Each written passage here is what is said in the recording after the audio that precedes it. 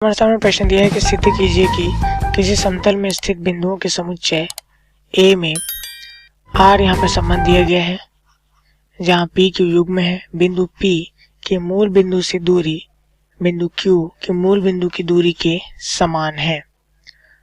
द्वारा प्रदत्त संबंध आर एक तुल्यता संबंध है, यह हमें सिद्ध करना है। साथ ही हमें सिद्ध करना है कि बिंदु पी से संबंधित सभी बिंदुओं का समुच्चय पी से होकर जाने वाले ऐसे वृत्त को निरूपित करता है जिसका केंद्र मूल बिंदु पर है, और यहाँ पर जो बिंदु पी है वह कहाँ है, मूल बिंदु पर स्थित नहीं है, ऐसा हमें दिखाया जा रहा है। तो यहाँ से दोस्तों सबसे पहले दिया गया है समुच्चय ए, संबंध आर, उस पर युग्म पी क्यू है, जहाँ बिंदु पी की मूल बिंदु से दूरी व क्यू की मूल बिंदु से दूरी समान है। तो यहाँ से हमें सिद्ध करना है कि तुल्यता संबंध है, आर के लिए तुल्यता संबंध है। तो यहाँ से हम लिखेंगे समुच्चय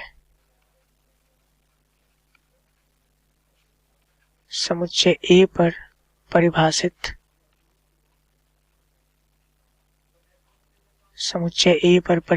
संबंध आर तुल्यता संबंध होगा यदि वह स्वतुल्य, यदि वह जो संबंध हमारा है वह स्वतुल्य, सममित तथा संक्रामक हो। तीनों होने चाहिए यहाँ पे, तब वो क्या होगा, तुल्यता संबंध होगा। एक भी नहीं हुआ तो तुल्यता संबंध नहीं होगा। तो यहाँ पर हम लिख लेंगे पहला संबंध आर स्वतुल्य होगा यदि, यहाँ से हम मान लेते हैं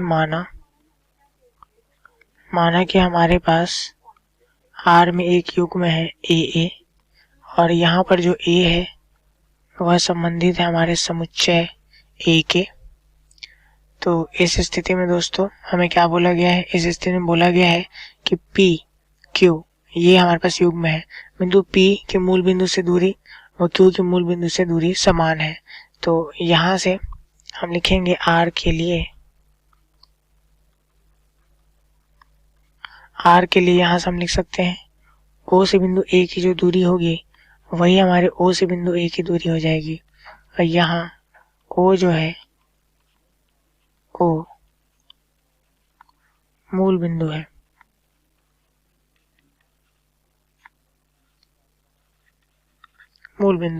तो यहाँ से ओ से ए की दूरी समान होगी ओ से ए की दूरी की, चूंकि बिंदु तो एक ही है। तो यहाँ से लिख सकते हैं हम संभव है अतः संबंध आर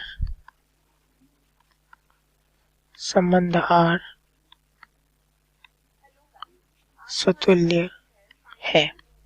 आगे देखते हैं, आगे क्या बोला है, संबंध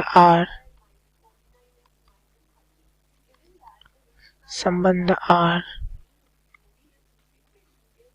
सममित होगा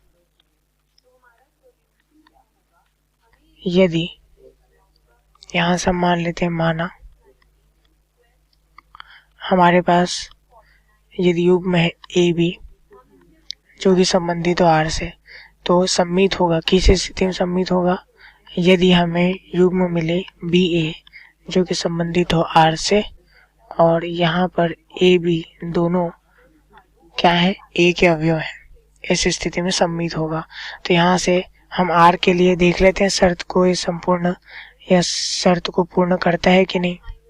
तो यहाँ से हम देख लेते हैं ओ से ए की दूरी बराबर है ओ से बी की दूरी की, मूल बिंदु से ए की दूरी बराबर होगा मूल बिंदु की बी से दूरी के।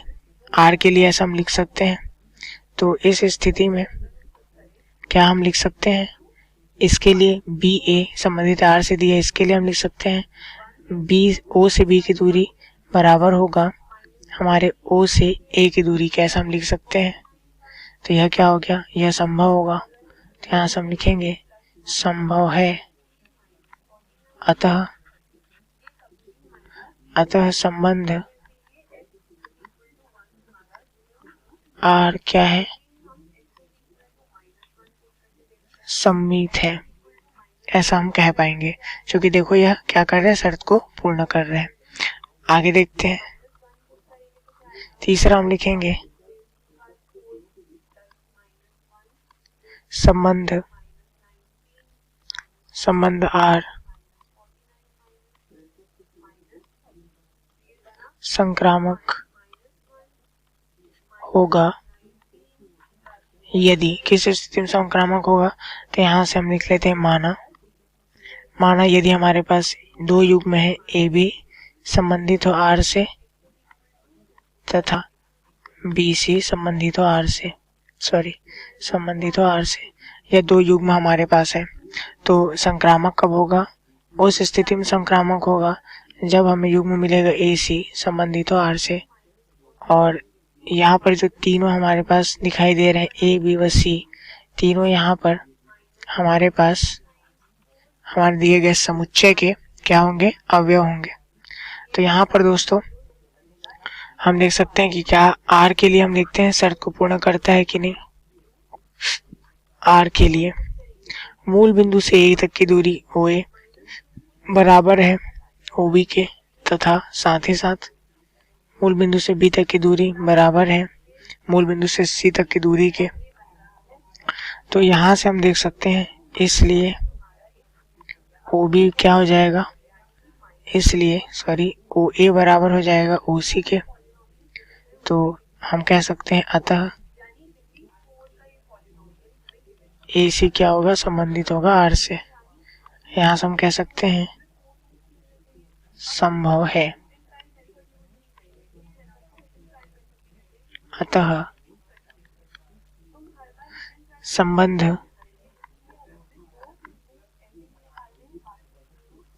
आर क्या है, संक्रामक है।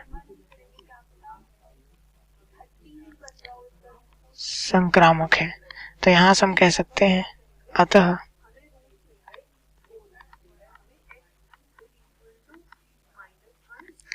संबंध आर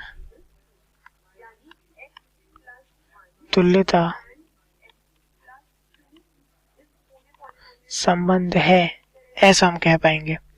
आगे हमें प्रश्न क्या बोला है, आगे प्रश्न बोला है कि सिद्ध कीजिए कि बिंदु P से संबंधित सभी बिंदुओं का समुच्चय P से होकर जाने वाले एक ऐसे वृत्त को निरूपित करता है जिसका केंद्र मूल बिंदु पर है। दोस्तों सबसे पहले यहाँ मान लेंगे माना P एक स्थिर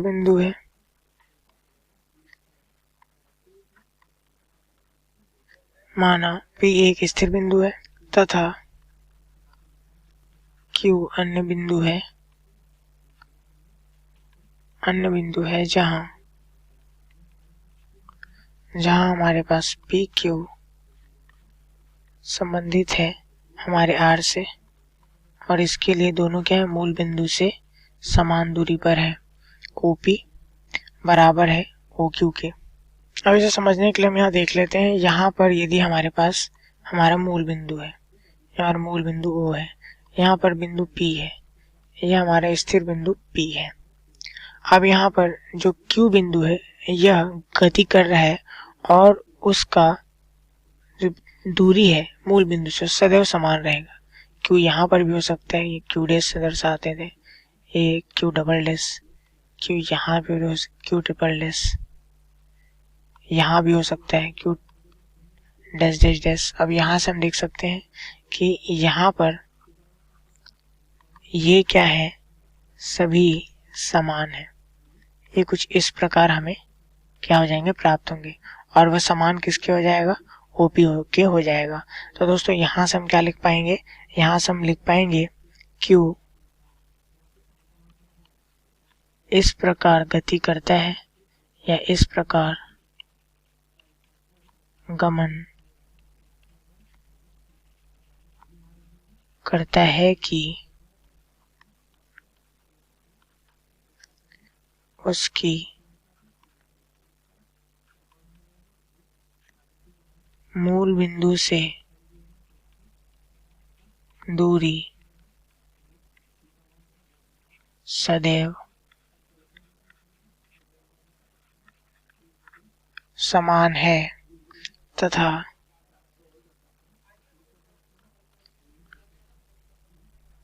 Q का बिंदुपथ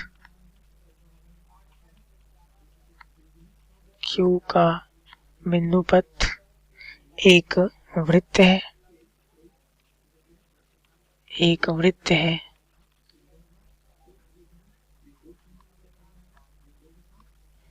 जिसका केंद्र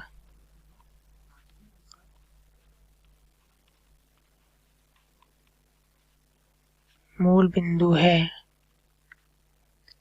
तथा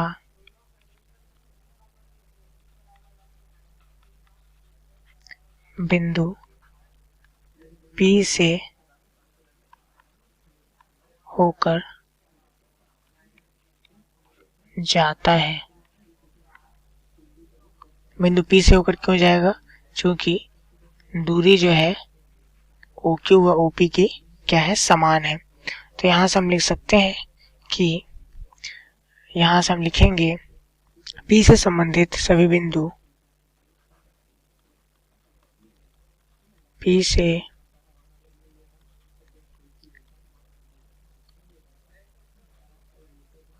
संबंधित बिंदुओं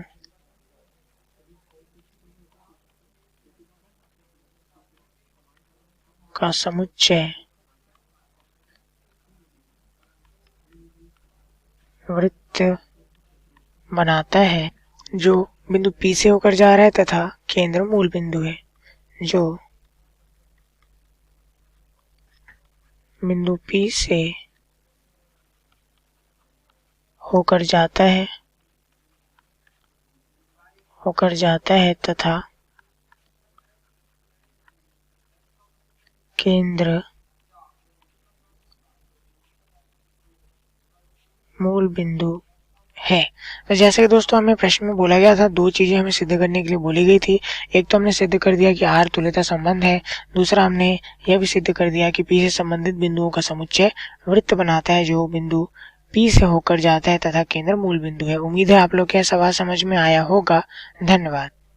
हेलो, प्रश्न में दे रखा है कि सिद्ध कीजिए कि समस्त त्रिभुजों के समुच्चय ए में जहाँ पे आर दे रखा है एक संबंध T1 T2 जहाँ पे T1 T2 क्या है? समरूप है के द्वारा परिभाषित संबंध आर एक तुल्यता संबंध हमको सिद्ध करना है। और फिर बोल रहा है कि भुजाओं 3 4 5 वाले समकोण त्रिभुज T1, भुजाओं 5 12 13 वाले समकोण त्रिभुज T2 तथा भुजाओं 6 8 10 वाले समकोण त्रिभुज T3 पर विचार करना है कि T1 T2 T3 में से कौन से त्रिभुज परस्पर संबंधित है। तो इसके लिए अपन क्या करेंगे, पहले देख लेते हैं। हमारे पास यहाँ पे संबंध है एक R बराबर क्या है मेरे पास, ये हो गया T1 और T2, जहाँ पर बोल रहा है कि T1 और T2 क्या है?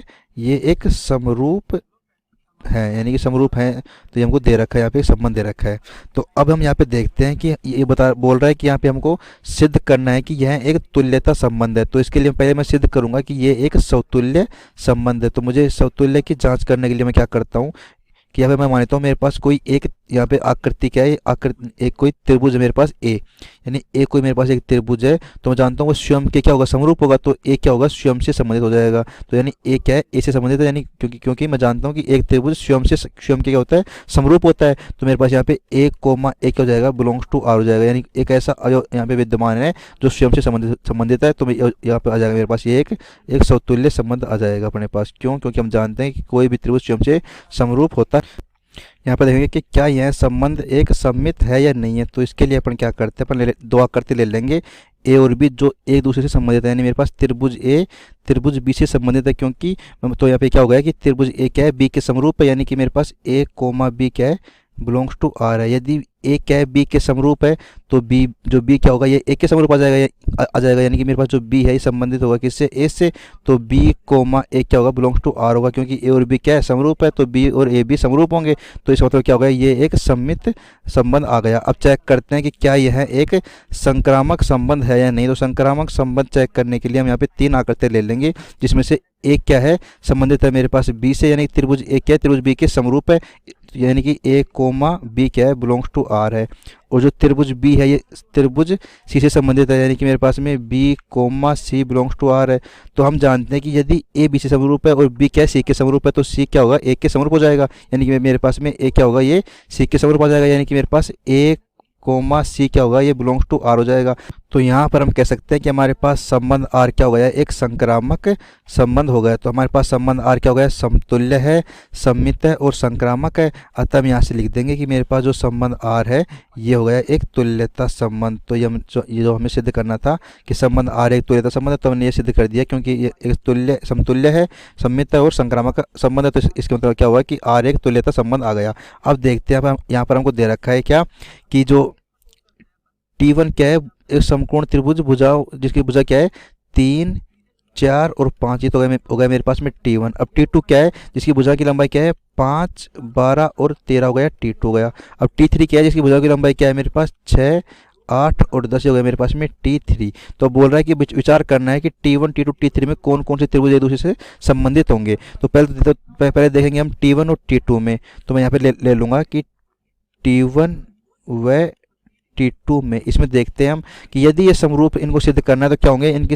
जो संगत भुजाओं का अनुपात बराबर होगा। लेकिन यहाँ पर देखता हूँ मैं कि यहाँ पे क्या है, मेरे पास 3/5 बराबर नहीं है किसके, 4/12 के, और ये बराबर नहीं है मेरे पास 5/13 के, यानी कि ये तीनों जो क्या है पद बराबर नहीं है। अतः T1 और क्या है ये संबंधित नहीं होगा किसके, T2 के संबंधित ये नहीं होगा। अब देखते हैं अपन क्या T1 व T3 में।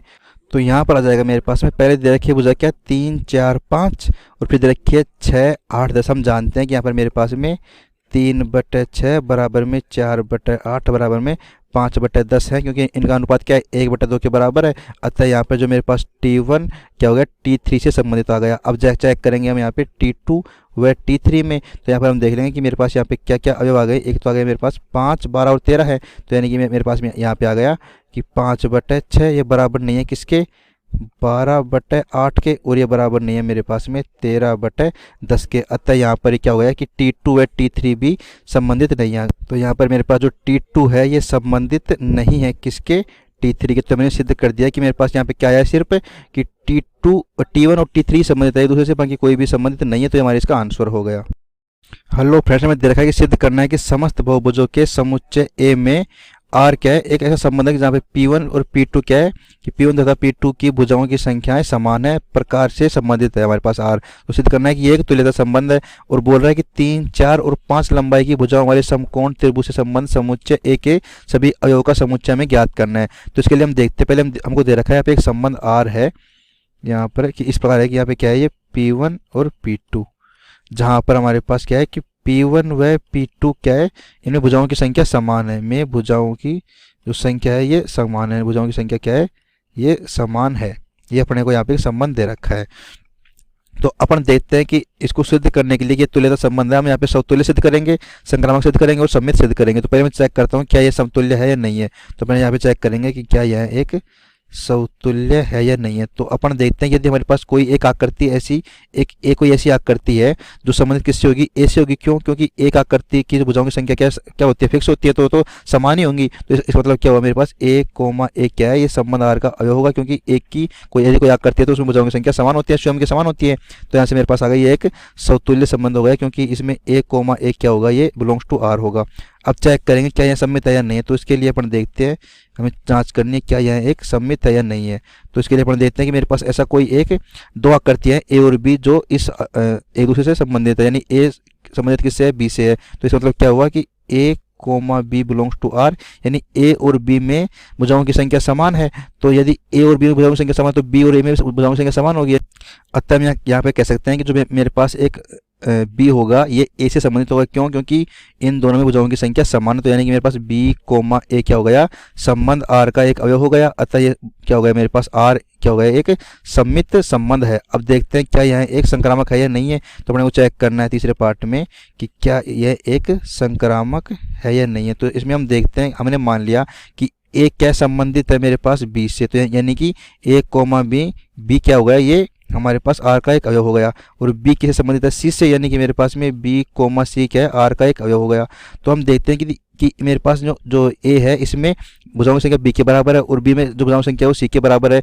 तो ए में क्या होगी, भुजाओं की संख्या सी के बराबर होगी, यानी कि ए संबंधित हो जाएगा मेरे पास किससे, सी से। तो यानी कि मेरे पास ए कोमा सी क्या हो जाएगा, ये बिलोंग्स टू आर हो जाएगा। यदि मेरे पास A comma B belongs to R है और B comma C belongs to R है, तो A comma C B belongs to R है, यानी कि मेरे पास ए और सी बी क्या है, ए कोमा सी बी संबंध आर का अवयव है, यानी कि ये मेरे पास में आ गया एक संक्रामक संबंध आ गया। तो मेरे पास जो संबंध आर था ये संक्रामक भी है, समतुल्य है और सम्मित है। अतः आर क्या हो गया, एक आर एक मेरे पास में तुल्यता संबंध आ गया, क्योंकि ये जो संबंध आ रहा है एक स्वतुल्य है, सम्मित और संक्रामक है। तो यह आर एक क्या हो गया, तुल्यता संबंध होगा। ये हमारा इसका आंसर आ गया।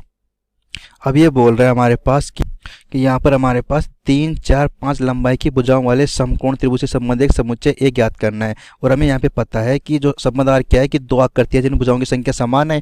तो जो हमको देख क्या रखा है यहाँ पे, एक समकोण त्रिभुज, यानी कि मैं जानता हूँ कि त्रिभुज में भुजाओं की संख्या 3 होती है, तो ये उसी आकृति से संबंधित होगा जिसमें भुजाओं की संख्या 3 हो। तो यहाँ पे आ जाएगा मेरे पास समुच्चय ए, समुच्चय ए बराबर हो जाएगा, इसका एक अवयव क्या हो जाएगा, यहाँ पे मैं ए मान लेता हूँ, जहाँ पर क्या है कि ए क्या है, एक त्रिभुज है। क्योंकि तो यहाँ पर हमारे पास एक इसका समुच्चय ए आ गया है कि सभी त्रिभुजों का समुच्चय क्या होगा, इसका समुच्चय होगा, क्योंकि त्रिभुज में क्या होगा, जो समकोण त्रिभुज है उसमें भुजाओं की संख्या 3 होगी और त्रिभुज में भुजाओं की संख्या 3 होती है। अतः सभी त्रिभुजों के जो त्रिभुज है उनका समुच्चय क्या हो जाएगा, हमारे पास समुच्चय ए आ जाएगा। ये हमारे इसका आंसर हो गया।